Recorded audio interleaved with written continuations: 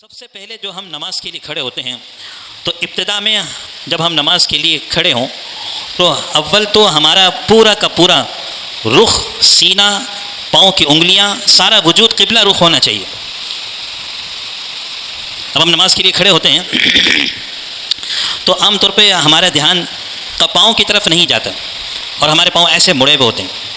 اب ہم ان کو بتکلف قبلے کی طرف کرنا تاکہ سنت کے مطابق ہو جائے۔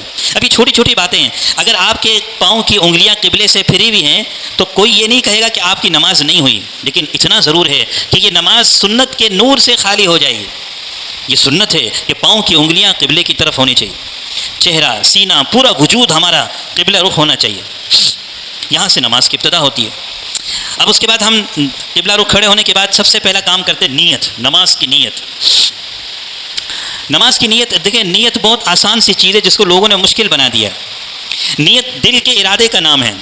میرے دل میں یہ بات ہے کہ میں اس امام کے پیچھے جمعے کی نماز پڑھ رہا ہوں، میرا منہ قبلے کی طرف ہی تو ہے، بس نماز کی نیت دل میں ہے، اللہ اکبر۔ عام طور پہ لوگ اس میں بہت تکلف کا شکار ہے اور تکلیف کا شکار ہے۔ تکلف میں تکلیف ہے، جب تک زبان سے پوری گردان نہیں پڑھ لیں گے، پوری نیت نہیں پڑھ لیں گے، اندر تسلی نہیں ہوگی۔ رکعت نکل رہی ہے تو نکلے، امام رکوع سے کھڑا ہو رہا ہے، رکعت نکل رہی ہے، نماز جا رہی ہے، یہ بھائی صاحب اپنی پوری زبان سے نیت کر کے ہی چھوڑیں گے۔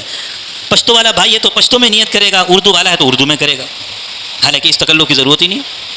جب میں پیچھے اس امام کے نماز ظہر کی، منہ میرا قبلے کی طرف، اور فلانا اور فلانا، یہ سارا پورا مکمل پڑھ کے اب اللہ اکبر، اس کے بغیر پتہ نہیں وہ سمجھتے ہیں کہ نیت ہی نہیں ہوتی۔ تو بھائی نیت صرف دل کے ارادے کا نام ہے۔ آپ کے دل میں اتنی بات ہے کہ میں یہ نماز پڑھ رہا ہوں، اس امام کے پیچھے منہ میرا قبلے کی طرف تو ہے ہی، اللہ اکبر۔ اب نیت کر لیے، نیت کرنے کے لیے آپ ہاتھ اٹھا رہے ہیں تو اس ہاتھ کو اٹھانے میں ہمیں اس بات کا خیال رکھنا ہے کہ یہ ہاتھوں کی جو ہتھیلیاں ہیں یہ قبلے کی طرف ہونی چاہیے۔ عام طور پہ ہاتھ کو باندھنے میں جلدی میں قبلے کی طرف نہیں کرتے ہیں، ہتھیلیاں یا تو پوری آسمان کی طرف چلی جاتی ہیں یا پھر ہاتھوں کی جو انگلیاں ہیں یہ کان کی طرف ہو جاتی ہیں، ایسے نیت کرتے ہیں، اللہ اکبر۔ یہ سنت کے خلاف ہے، یاد رکھیں۔ میں آپ سے بار بار عرض کر رہا ہوں، ہماری بہت ساری کوتاہیاں ایسی ہیں کہ اگرچہ ان میں نماز ہو جاتی ہے لیکن نماز سنت کے خلاف ہونے کی وجہ سے یہ نماز قبولیت کا درجہ نہیں پاتی۔ جس نماز پر فلاح اور کامیابی کے ملنے کا وعدہ ہے، جیسی نماز حضور نے ہمیں پڑھنے کو کہا ہے، پڑھ کے دکھائی ہے، ہماری نماز اس سے مختلف ہو جاتی ہے۔ اس لیے ہمیں ایک ایک بات کا خیال رکھنا ہوگا کہ اب جب نیت باندھنے لگے ہیں تو ہماری ہتھیلیوں کا رخ قبلے کی طرف ہو، اور یہ جو انگوٹھے ہیں یہ کان کی لو سے لگ رہے ہوں، اب جا کر یہ نیت باندھنے کا طریقہ بالکل سنت کے مطابق ہوگا۔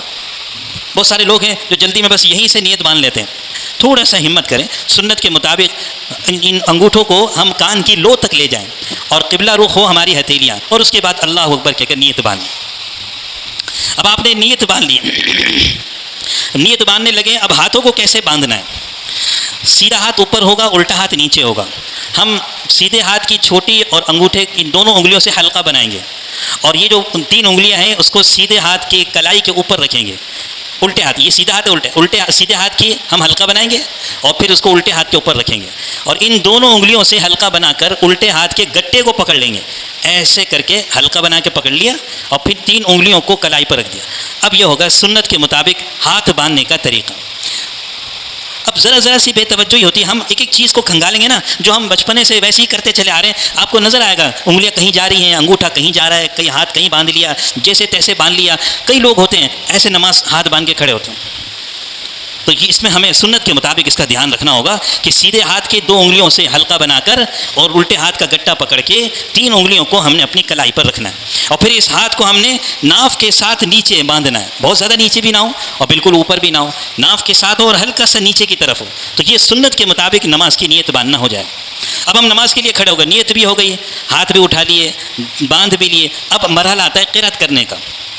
نماز کی قرأت سب سے اہم مرحلہ ہے، ثنا پڑھنی ہے، فاتحہ پڑھنی ہے، سورت پڑھنی ہے۔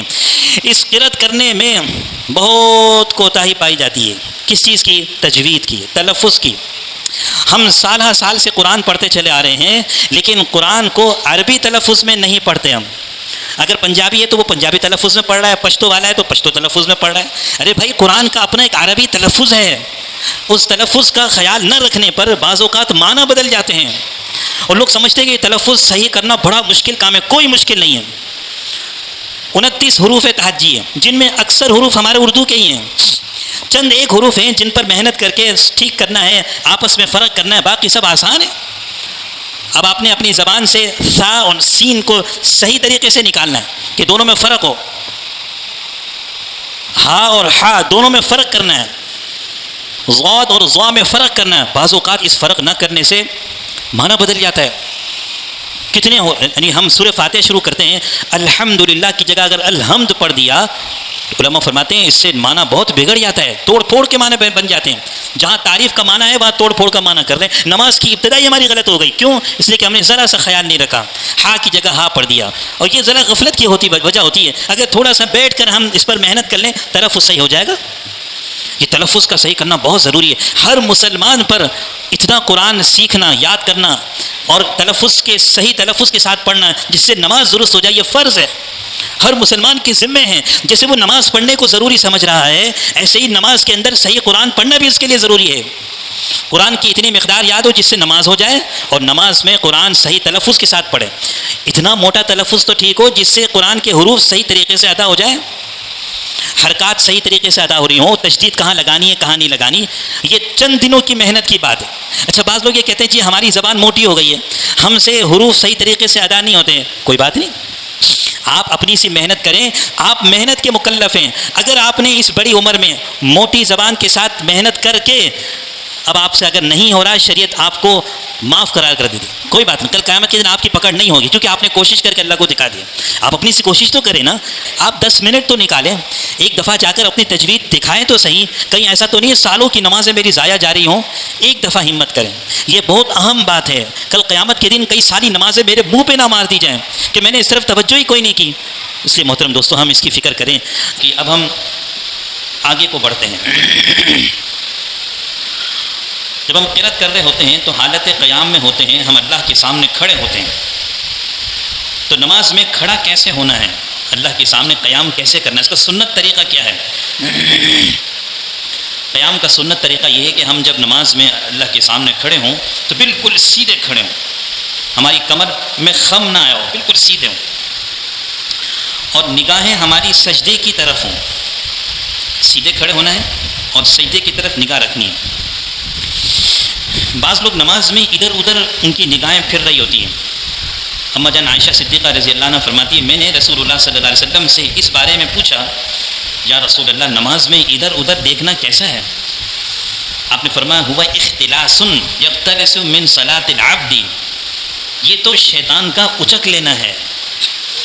جو آدمی نماز میں ادھر ادھر نگاہیں دوڑاتا ہے، کبھی اس کی نماز میں یکسوئی آ ہی نہیں سکتی۔ یہ ادھر ادھر کا دیکھنا اس کی توجہ کو برباد کر دے گا۔ نماز میں یکسوئی توجہ کہ میں اللہ رب العالمین کے سامنے، احکم الحاکمین کے سامنے کھڑا ہوں، اتنے بڑے بادشاہ، یہ دنیا کے چھوٹے چھوٹے حکمرانوں کے سامنے کبھی کھڑا ہونا پڑ جائے تو کیسے با ادب، یکسو، پوری توجہ کہ کوئی میرا عمل ایسا جسم سے نہ نکلے جو اس حاکم کو، جو دنیا کا چھوٹا ہے، جس کی اللہ کے آگے کوئی حیثیت نہیں ہے، ہمیں یہ فکر لگی ہوتی ہے کہ کہیں میرا کوئی عمل اس کو برا نہ لگ جائے۔ تصور تو کریں، دنیا کے بادشاہ، زمین آسمان کے خالق اور مالک، اتنے بڑے عظمتوں والے اللہ کے سامنے میں کھڑا ہوں اور میں ادھر ادھر دیکھ رہا ہوں۔ ہوا اختلاس، یہ ادھر ادھر دیکھنا شیطان کا اچک لینا ہے۔ نگاہیں ہماری سیدھی سجدے کی جگہ کی طرف، تو نماز میں نگاہیں نیچی رکھنی ہے، سجدے کی جگہ نماز میں نگاہ ہونی چاہیے قیام میں۔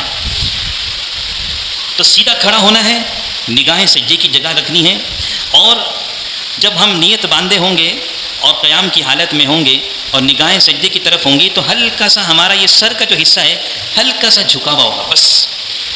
بعض لوگ حالت قیام میں عاجزی سے کھڑے ہونے میں سنت کے خلاف جھک جاتے ہیں، ایسے یوں کھڑے ہوتے ہیں، یہ خلاف سنت ہے۔ ایسا جھکنا جس میں انسان کا جسم، سر کے ساتھ جسم بھی جھکنے لگ جائے، یہ خلاف سنت ہے۔ جسم کو بالکل سیدھا رکھنا ہے اور ہلکا سا سر کو خم دے دینا، بس یہ سنت کے مطابق قیام، اور نگاہیں سجدے کی طرف، اور بالکل بے حرکت کھڑا ہونا ہے۔ قیام کی حالت میں عام طور پر ہاتھ حرکت کر رہے ہوتے ہیں، کبھی خارش ہو رہی ہے، کبھی کپڑے ٹھیک کر رہے ہیں، کبھی کوئی دوسرا مسئلہ۔ دیکھیں قرآن کا حکم ہے، قوموا للہ قانتین، اللہ کے سامنے ایسے کھڑے ہونا ہے کہ اس میں کوئی حرکت نہ ہو. ابو بکر صدیق رضی اللہ عنہ کے بارے میں آتا ہے، صحابہ کرام فرماتے ہیں کہ ابو بکر رضی اللہ عنہ نماز کے لیے کھڑے ہوتے ایسا لگتا ہے جیسے کسی نے بانس زمین میں گاڑ دیا ہو، بے حرکت. پرندے دھوکہ کھا کر ان کے اوپر آ کے بیٹھ جاتے تھے، ان کو پتہ نہیں چلتا تھا یہ کوئی انسان ہے.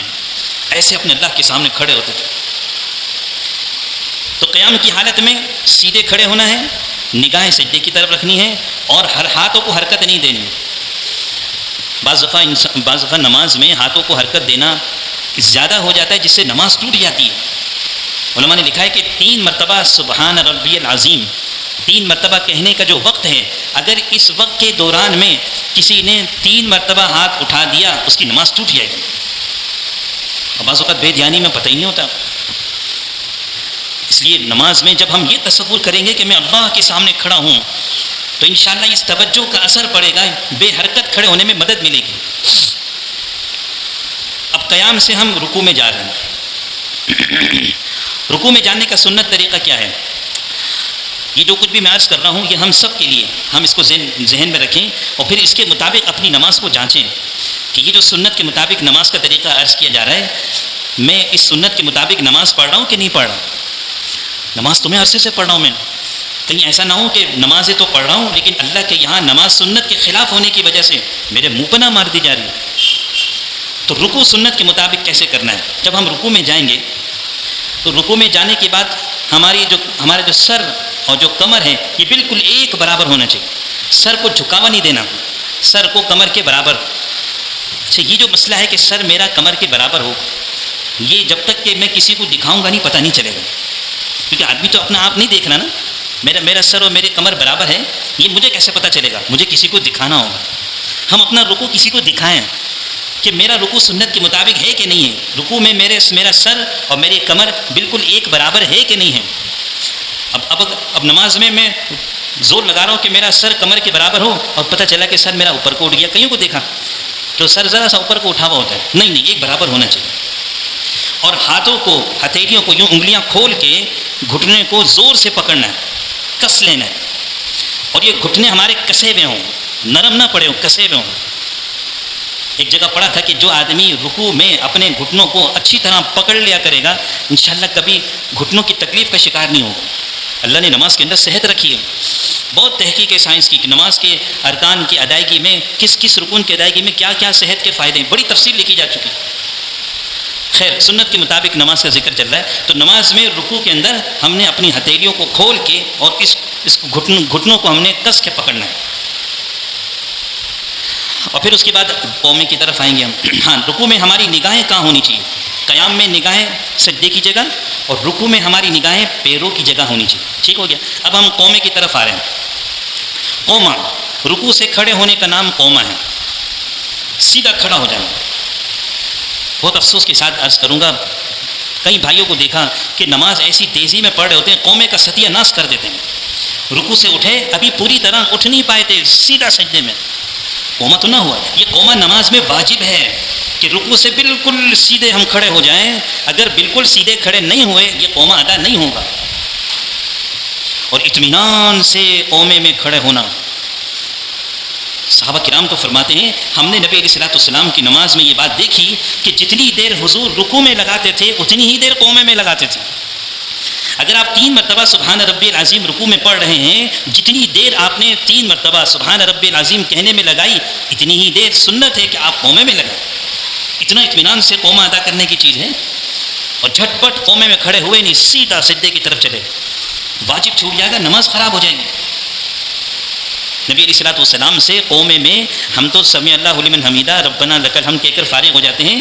نبی سے کئی دعائیں منقول ہیں، ان دعاؤں کو یاد کریں. مشہور دعا ہے ربنا لک الحمد کہنے کے بعد حمدن کثیرن طیبا مبارکن فی. یہ ہم یاد کر لیں، اس کا ہم اضافہ کر لیں. 40 سال ہو گئے، 50 سال ہو گئے، بس میں ربنا لک الحمد پر ہی ہوں. تھوڑا سا ہم آگے بڑھیں، اپنی نماز کو اور سنت کے مطابق بنائیں. جتنی نماز ہماری سنت کے مطابق ہوگی سنت کا نور نماز میں بڑھتا چلا جائے گا. یہ نماز اللہ کے یہاں قیمتی بنتی چلی جائے گی. تو قومے میں اطمینان سے کھڑا ہونا. حدیث میں آتا ہے نبی علیہ الصلوۃ والسلام صحابہ کرام کے ساتھ بیٹھے ہوئے تھے. ایک شخص آیا، اس نے نماز پڑھی. نماز پڑھنے کے بعد حاضر ہوا اور سلام کیا. نبی علیہ السلام نے فرمایا وعلیکم السلام. قم فصلی فإنک لم تصلی، نماز پڑھو جا کے دوبارہ، تم نے نماز نہیں پڑھی ہے۔ وہ گئے، انہوں نے دوبارہ نماز پڑھی، پھر حاضر ہوئے، پھر نبی علیہ السلام نے فرمایا جاؤ دوبارہ نماز پڑھو، اس دوبارہ نماز پڑھی، پھر سے بارہ نماز پڑھوائی، تیسری مرتبہ میں آ کر اس نے عرض کیا یا رسول اللہ ارنی فعلمنی، سکھا دیجیے مجھے نماز پڑھنا نہیں آتی۔ علماء فرماتے ہیں نبی علیہ السلام نے پہلی مرتبہ میں کیوں نہیں سکھا دی، 3 مرتبہ اس سے نماز کیوں پڑھوائی، حالانکہ پہلی مرتبہ میں بھی غلط پڑھی، دوسری میں بھی، تیسری میں بھی، آپ پہلی مرتبہ میں بھی سکھا دیتے ہیں۔ تو یہاں پر علماء فرماتے ہیں دراصل 3 مرتبہ اس سے نماز پڑھوانا اس کے اندر طلب پیدا کرنے کی وجہ سے تھا کہ جب تک اس نے خود نہیں پوچھ لیا، نبی علیہ السلام نے اسے بتایا نہیں کہ بسا اوقات بغیر طلب کے کسی کو کوئی بات سکھا تو وہ کارآمد نہیں ہوتی، طلب کے ساتھ جب کوئی خود پوچھنے آتا ہے اس کی بات ہی اور ہوتی ہے، اس کا اثر ہی اور ہوتا ہے۔ دین کے مسائل کو ہم اپنے اندر طلب پیدا کر کے سیکھیں، آ کے ہم اپنی نماز سکھائیں، اپنی زندگی کے مسائل پوچھیں، میں زندگی دین کے مطابق سنت کے مطابق گزار رہا ہوں کہ نہیں گزار رہا ہوں۔ پھر نبی علیہ السلام نے ان شخص کو پوری نماز اطمینان سے پڑھنا سکھائی، قیام، رکوع، سجدہ، قومہ، جلسہ۔ صحابہ کرام فرماتے ہیں اس آدمی کی برکت سے ہمیں نبی علیہ السلام سے تفصیل سے نماز کا طریقہ معلوم ہو گیا، اس سے پہلے ہم نے کبھی نہیں سنا تھا۔ اب قومے سے ہم سجدے کی طرف جا رہے ہیں، سجدے کا سنت طریقہ کیا ہے؟ سجدے میں جاتے وقت جب تک کہ ہمارے گھٹنے زمین سے نہ لگ جائے ہمارا جسم بالکل سیدھا ہونا چاہیے، گھٹنے زمین پر لگنے سے پہلے ہمارا جسم جھکے نہیں، اس سے پہلے تو بالکل سیدھا جسم ہونا چاہیے۔ جب گھٹنے زمین سے لگے پھر ہمارا جسم زمین کی طرف جھکنا شروع، اور جو جسم کا عضو جتنا زمین کے قریب ہے وہ پہلے زمین سے لگے گا، گھٹنے قریب ہیں پہلے گھٹنے زمین سے لگیں گے، اس کے بعد ہاتھ زمین سے قریب ہے ہاتھ زمین پر رکھیں گے، پھر ناک ہے، پھر پیشانی ہے۔ یہ ترتیب ہے سنت کے مطابق زمین پر سجدہ کرنے، اطمینان سے کہ ہم سجدے کی طرف جا رہے ہیں۔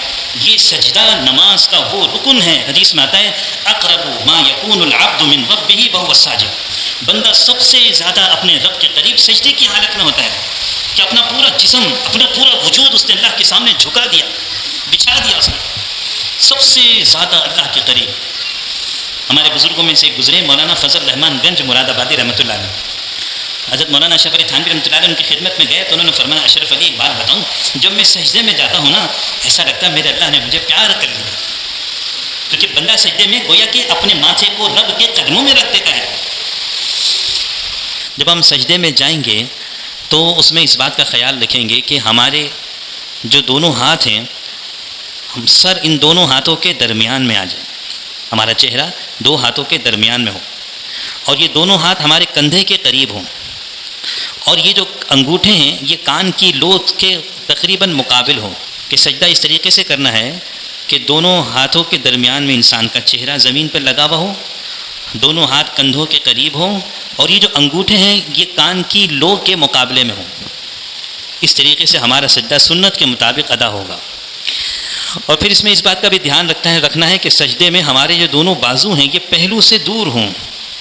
مرد اور عورت کے سجدے میں یہی فرق ہے، عورت کا سجدہ جو مطلوب ہے وہ سمٹا ہوا ہو، کیونکہ عورت کا معاملہ حیا کا ہے، پردے کا ہے، اور مرد کا سجدہ پھیلا ہوا ہو کہ اس کے دونوں ہاتھ دونوں بازو پہلو سے جدا ہوں، خوب کھل کر سجدہ کیا جائے۔ یہاں تک کہ یہ کہا جاتا ہے کہ بکری کا بچہ اگر نیچے سے گزرنا چاہے ہمارے پیٹ کے نیچے سے تو ہم جب سجدے کی حالت میں ہوں تو وہ بسہولت گزر جائے، اس طرح سے ہمارا کھلا ہوا سجدہ، سمٹا ہوا نہ ہو۔ بعض لوگ سجدہ کرتے ہیں ان کے دونوں بازو پہلو سے ملے ہوئے ہوتے ہیں، ایسے نہیں، یہ خواتین کا سجدہ ہے۔ مرد کا سجدہ سنت کے مطابق یہ ہے کہ بازو پہلو سے جدا ہوں۔ ہاں جب ہم جماعت سے نماز پڑھ رہے ہوں تو چونکہ اس میں ہم کندھے سے کندھا ملا کر کھڑے ہوتے ہیں اور سجدے میں بھی ہم بالکل قریب ہوتے ہیں، وہاں یہ مشکل ہے، اس لیے جب با جماعت نماز ہو تو اس میں تو ہم اپنے برابر والوں کا خیال رکھتے ہوئے ہم اپنے بازوؤں کو سمیٹ لیں، لیکن جب ہم تنہا نماز پڑھ رہے ہوں تو خوب اچھی طرح اپنے بازوؤں کو سجدے میں کھول دیں۔ پھر سجدے کے بعد 2 سجدوں کے درمیان جلسہ آتا ہے، یہ جلسہ واجب ہے، اور اس جلسے میں عام طور پر کوتاہی پائی جاتی ہے کہ جلسے میں پوری طرح بیٹھتے نہیں کہ فوراً سجدے میں چلے جاتے ہیں، اس طرح ہمارا واجب چھوٹ جاتا ہے، نماز ناقص رہ جاتی ہے۔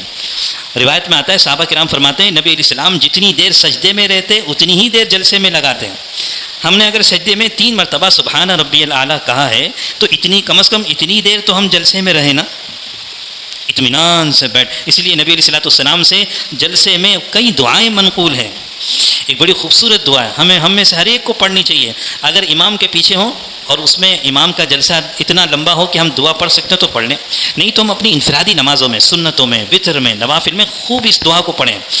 نبی علیہ الصلوۃ والسلام سے ثابت ہے کہ آپ جلسے میں یہ دعا بھی پڑھا کرتے تھے، اللہم اغفر لی وارحمنی واہدنی وعافنی وارزقنی. کتنی پیاری دعا. 5 چیزیں مانگی. اللہم اغفر لی، اے اللہ میری مغفرت فرما. وارحمنی، اے اللہ مجھ پر رحم فرما. واہدنی، اے اللہ مجھے ہدایت عطا فرما. وعافنی، میرے ساتھ عافیت والا معاملہ فرما. وارزقنی، اے اللہ مجھے روزی عطا فرما.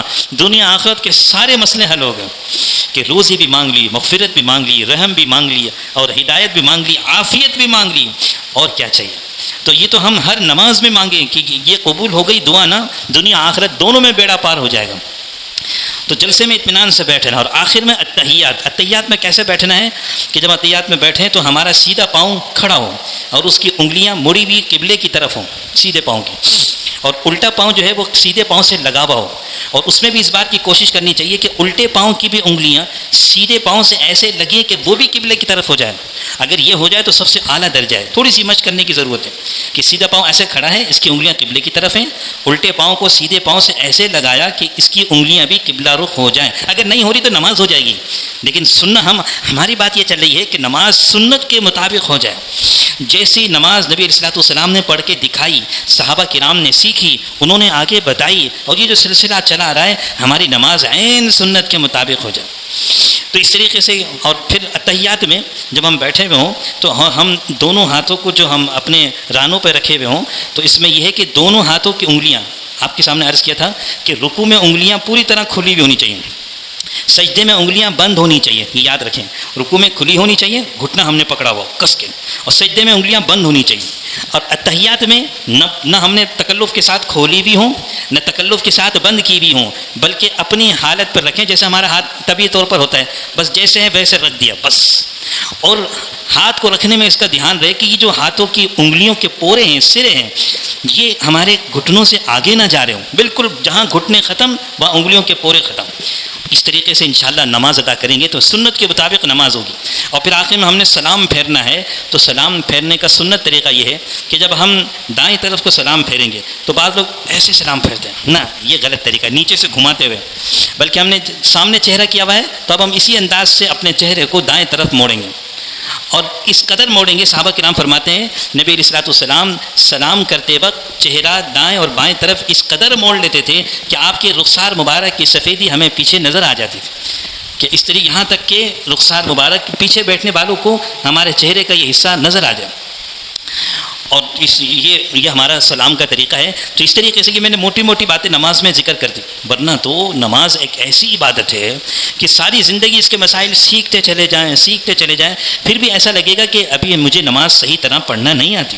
مفتی اعظم مفتی شفیع صاحب رحمۃ اللہ علیہ فرمایا کرتے تھے جب آپ بوڑھے ہو چکے تھے اور آپ کے قلم سے ہزاروں مسائل نکل چکے تھے اور مفتی اعظم پاکستان کہلاتے تھے، پھر بھی وہ فرماتے تھے بڑھاپے میں کہ کبھی کبھی مجھے لگتا میری نماز ٹھیک نہیں ہے تو میں نماز کی کتاب دیکھتا تھا کہ میری کوئی نماز میں کوئی ایسی بات تو نہیں ہے. کئی موقع پر نماز کا ایسا مسئلہ درپیش آتا ہے جو مجھے معلوم نہیں ہوتا، مجھے کتابوں سے نکالنا پڑتا، دیکھنا پڑتا. تو یہ نماز تو ساری زندگی سیکھنے کی چیز ہے. آپ کے سامنے بس موٹی موٹی باتیں عرض کر دی ہیں، پھر اب ہم نے انشاءاللہ نماز کو پوچھتے رہنا ہے، سیکھتے رہنا ہے.